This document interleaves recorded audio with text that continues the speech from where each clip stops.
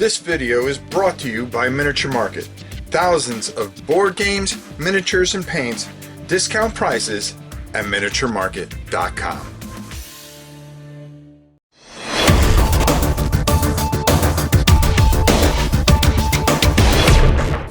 Hello everybody, welcome to another Rob Ranks.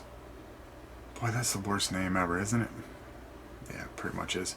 But anyways, today we are going to be taking a look at games from Cool Mini or Not.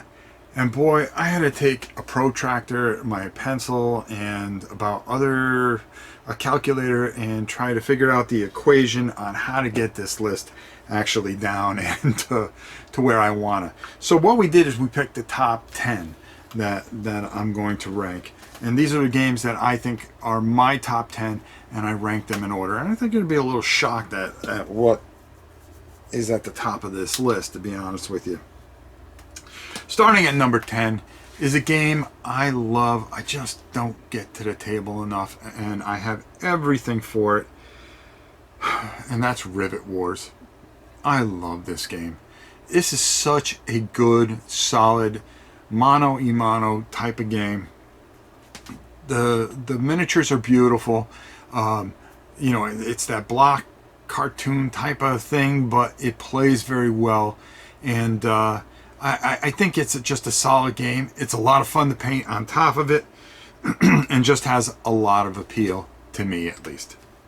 And number 9 is a game that I like to call my quick little dungeon when I get the itch to play a dungeon crawl, but I don't want to break everything out, and that's Massamore. Massamore is a lot of fun.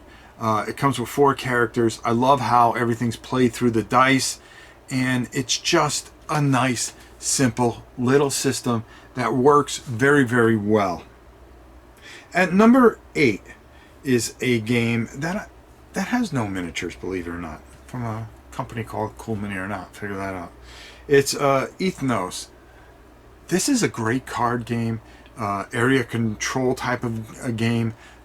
You're trying to capture and gain certain areas and you score through each segment, and just a lot of fun, a lot of set collection type of thing, but it just plays so well. I love this game. It is a go-to game that when I usually get 3 or 4 people that we want to play something kind of quick, you can play this very quickly in just a very solid game. At number 7 is Rum and Bones. Rum and Bones is a very underrated, especially the 2nd edition with all the fixes and everything like that. The one thing I can't stand about this game is it is hard to paint. Not that it's hard to paint, it's tough for me to sit down and be able to paint through this entire game. It really takes a lot out of me, and I'm still working on a couple of sets that I need to get done. But when you get this to the table, it is fantastic, fun, wonderful playthrough, something I think you guys really enjoy.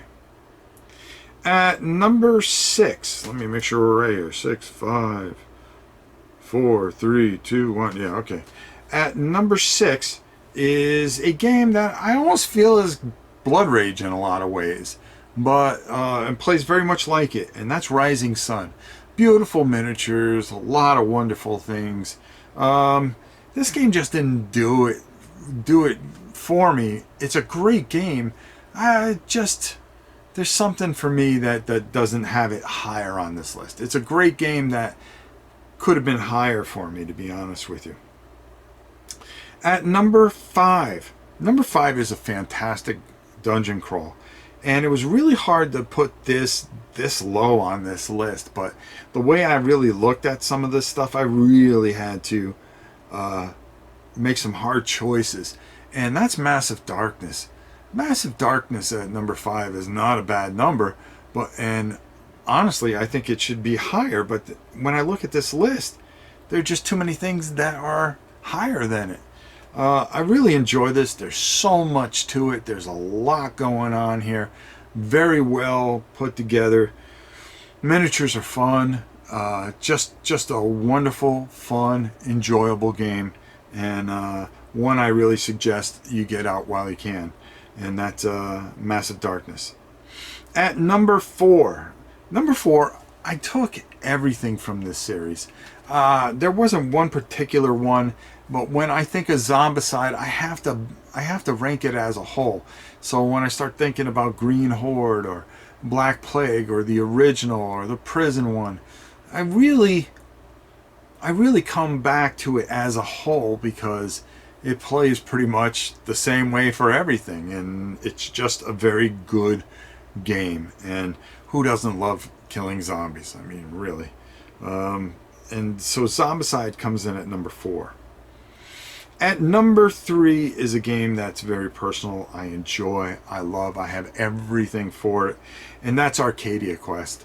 Arcadia Quest, to me, is just so much fun. I painted everything for it, had so much fun painting the figures, the dragons, the inferno, the pets, and all that stuff, and just enjoy the game on top of it. And just a wonderful experience to play Arcadia Quest.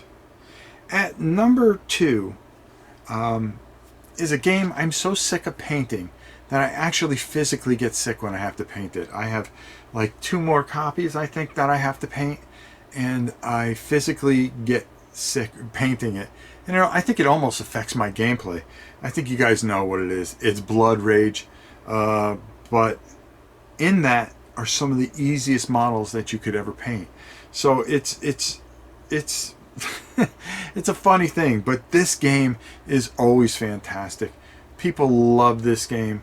My good friend Sam absolutely loves this game. It's one of his favorite all time, and it has to be at number 2 because of how great and innovative that game is. Number 1 comes as a shock to probably everybody out there, because you're probably wondering, okay, what you named off everything. What could it be? What could number 1 be? Well, number 1 is easy for me because I've experienced this. I've been painting this. I am loving painting this. I'm having such a wonderful time. And it is one of those games that I am just really enjoy. I finally got to the table, started dissecting it, and I found that this is just a fascinating game. And that is Hate. Yeah, believe it or not, Hate is my number 1 game right now from Cool Mini or Not. It is for an older crowd, there's no doubt about it. But I am telling you right now, the strategic battle planning, leveling up your clan, the beautiful models on top of it, this is just an enjoyable game, which I didn't think was going to be anything more than a bunch of pretty models, and boy was I wrong. And I listened to a lot of people that hated the game and thought, oh wow, they know a lot about the game. And it wasn't until I discovered it myself that I realized that this is a very, very good game. Enormous, humongous. I have everything for it, and I'm just blown away by it. And this right now is my number 1 game for Cool Mini or Not. Now, do you disagree with this list? Do you agree with the list?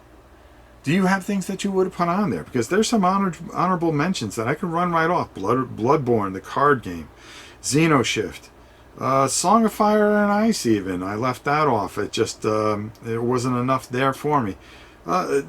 Kick-Ass, I thought, was a really good game. What did I miss? How about the others? We can look at that too. There's a lot of great games, but I had to make 10 tough choices, and I think I did a pretty good job. But that's according to me. What do you think? Leave it in the comments. Let me know. Until next time, it is your old pal Rob, and we will see you soon.